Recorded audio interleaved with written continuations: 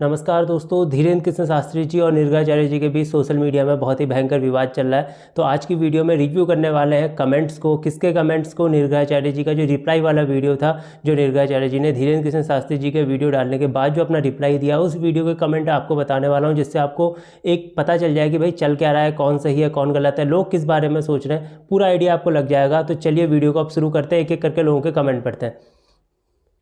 देखिए लोग क्या लिख रहे हैं मैं आपको बता देता हूँ। सबसे पहला कमेंट है कि सुधर जा पापी, कितनी गालियाँ खाएगा। देखो गाली गलौज साधु संतों के बीच शोभा नहीं देती। अगला कमेंट देखते हैं। अगले कमेंट में बड़ा सा कोई श्लोक लिखा हुआ है। अगला कमेंट देखते हैं इसमें लिखा है कि लुटेरे हो, लोगों का बनाकर रुपया बना रहे हो, शर्म करो। देखो ऐसे बिल्कुल ऐसे इतनी गंदी भद्दी गालियाँ नहीं देनी चाहिए किसी भी संत समाज को। और धीरेन्द्र कृष्ण शास्त्री जी ने भी ये कहा था कि ये हमें ज्ञानी लगते हैं निर्गाचार्य जी, तो ऐसे इतने कटु वचन नहीं करने चाहिए। आगे देखते हैं। आगे लिखा है आपके बस की बात नहीं है सब मैनेज करना, आम आदमी बन के रहिए। देखो सब मैनेज तो भगवान भी नहीं कर पाएंगे। अब इस ऊपर वाले कमेंट का रिप्लाई देते हुए नीचे वाले ने लिखा है कि बघेल होकर डर रहे हो और महाराज जी को भी अपने जैसा बनाने की सोच रहे हो, शर्म करो। साथ देने की जगह डर रहे हो, क्षत्रिय हो कि नहीं। बिल्कुल सही बात है भाई, क्षत्रिय डरेगा कैसे।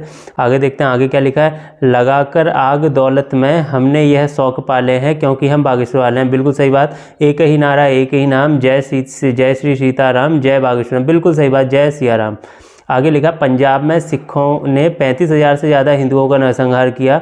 आए दिन पंजाब में अभी भी हिंदुओं के साथ दुर्व्यवहार किया जाता है, तो हमारे देवी देवता को गालियां देते हैं। स्वामी जी आपका सिख पंथ को लेकर क्या विचार है। बिल्कुल सभी पंथों को लेकर विचार क्लियर होना चाहिए यहाँ पे। इसके बाद अगला कमेंट लिखा है कि हिंदू भटक कर ईसाइयत का आचरण कर रहा है, खड़े खड़े मूत रहा है, पिज्जा बर्गर खा रहा है, जूता पहने प्रणाम कर रहा है, माता पिता और बड़ों का टखना छूकर प्रणाम कर रहा है। बिल्कुल सही बात है, हिंदुओं की हालत बिल्कुल ख़राब हो गई है।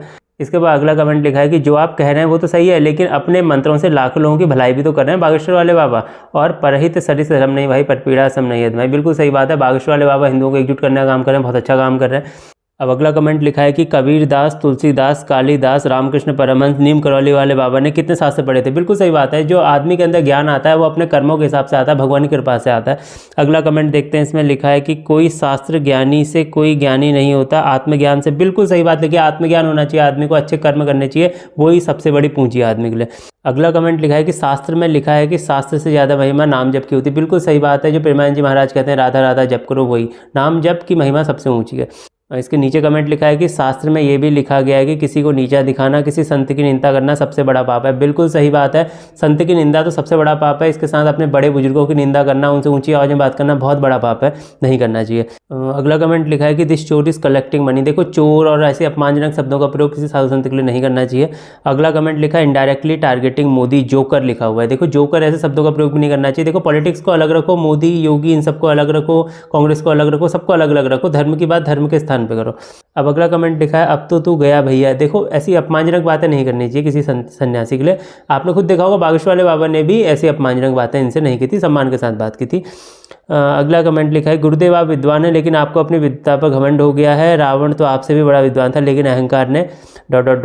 मैं तो मूर्ख हूँ लेकिन सच्चा सनातनी होने के नाते आपसे निवेदन और प्रार्थना करता हूँ, सोशल मीडिया में बुराई करके अपनी विद्वता का प्रदर्शन ना करें, अपनी विद्वता का प्रदर्शन ना करें, ये विनती है। जय श्री राम। देखो ये भी सही बात बोल रहे हैं, इसमें भी कोई आपत्ति नहीं है। संत निंदा से हिंदू धर्म का ह्रास होता है, लोगों का विश्वास उठता है। अगला कमेंट देखते हैं कहाँ से आया है तो तेरी माँ ने। देखो ऐसे माँ बहन वाले शब्दों का इस्तेमाल नहीं करना चाहिए यहाँ पे।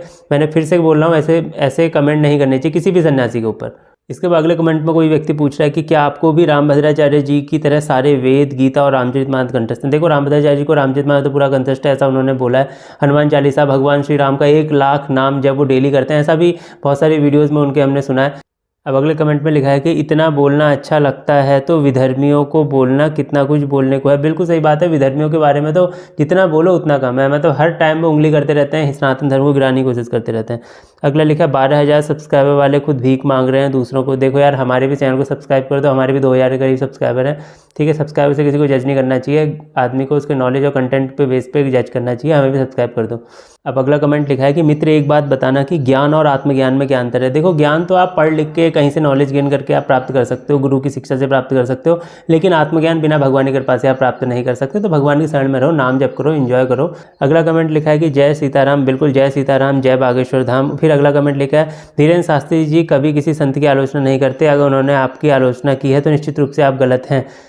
देखो दोनों महान संत हैं, दोनों ने एक दूसरे के बारे में बोल रखा है, तो अब पता चलेगा धीरे धीरे। वही होता है ना, हिंदू धर्म में शास्त्रार्थ किया जाता है, शास्त्रार्थ में जो जीतता है उसी की जो मत होता है उसी का मत मान्य होता है। अब देखते हैं भाई आगे डिबेट में क्या होता है, क्यों होता है। अब कोई मिलने आएगा इनसे या वो मिलने आएंगे इनसे, तब पता चलेगा क्या चल रहा है। अब अगला देखते हैं अगला क्या लिखा। निर्गलाचार्य जी के बारे में अच्छी प्रकार समझ लें।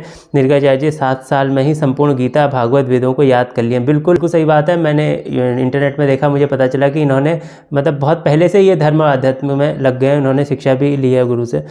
तो कुल मिला के वीडियो का कंक्लूजन ये निकलता है कि जितने मैंने कमेंट देखे हैं 25-30 कमेंट, उनमें जितने भी कमेंट हैं वो सब बागेश्वर वाले बाबा के सपोर्ट में लोगों ने किए हैं, और कुछ 1-2 कमेंट ऐसे देखे मैंने जो निर्गलाचार्य जी के सपोर्ट में लोगों ने किए हैं। अगर आप इस कंट्रोवर्सी को पूरा जानना चाहते हैं तो मैंने एक वीडियो बना रखा है, लिंक आपको डिस्क्रिप्शन में मिल जाएगा कि भाई चल क्या रहा है उस बारे में। कि जो धीरेन्द्र कृष्ण शास्त्री जी के जो शिष्य हैं वो लोग बहुत ही ज़्यादा चिंतित हैं, बहुत ही ज़्यादा दुखी हैं। कुछ लोग ने तो गालियाँ भी दी हैं थोड़ी बहुत, अब शब्द भी बोले हैं कुछ लोगों ने, मतलब थोड़ा मतलब एक्सट्रीम निकल गए हों, तो उन्हें ऐसा नहीं करना चाहिए। देखो 2 संतों के बीच वार्तालाप हो रही है तो उससे समाज का फ़ायदा ही होगा, ऐसा नहीं है कि समाज का नुकसान हो जाएगा।